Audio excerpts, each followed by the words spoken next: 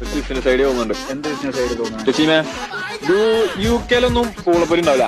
നമുക്ക് അവിടെ പോയിട്ട് ഷോപ്പ് ഉണ്ടല്ലോ പൂളപ്പൊരിന്റെ. ഇതെന്താ പറയാ, നമ്മളെ നാട്ടിലത്തെ ഒരു പൂളപ്പൊരി ആയിട്ട് അഡാപ്റ്റ് ആയി കഴിഞ്ഞു.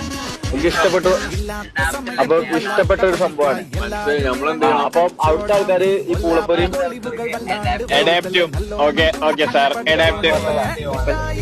പക്ഷെ ഇതെന്താറിയോ, പുറത്തുള്ളവർക്ക് ഞാൻ പറഞ്ഞരാം, അല്ല ബിസിനസ്മാൻ അല്ല, പുറത്തുള്ളവര് സ്പൈസി കഴിക്കൂല. കഴിക്കുവോ?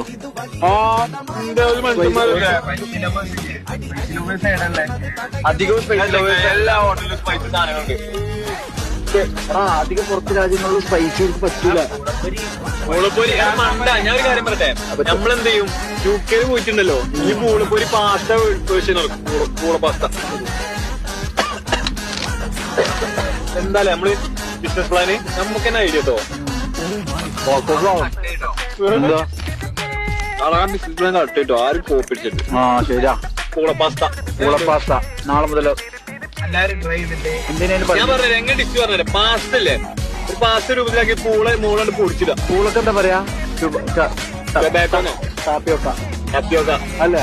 അതന്നെ തപ്പിയോക്ക. ടാപ്പിയോക്ക പാസ്ത അല്ലേ? അപ്പൊ നമ്മൾ ഇറക്കാൻ പോകുന്ന പുതിയൊരു ഡിഷാണ് ഗൈസ്, ടാപ്പിയോക്ക പാസ്ത.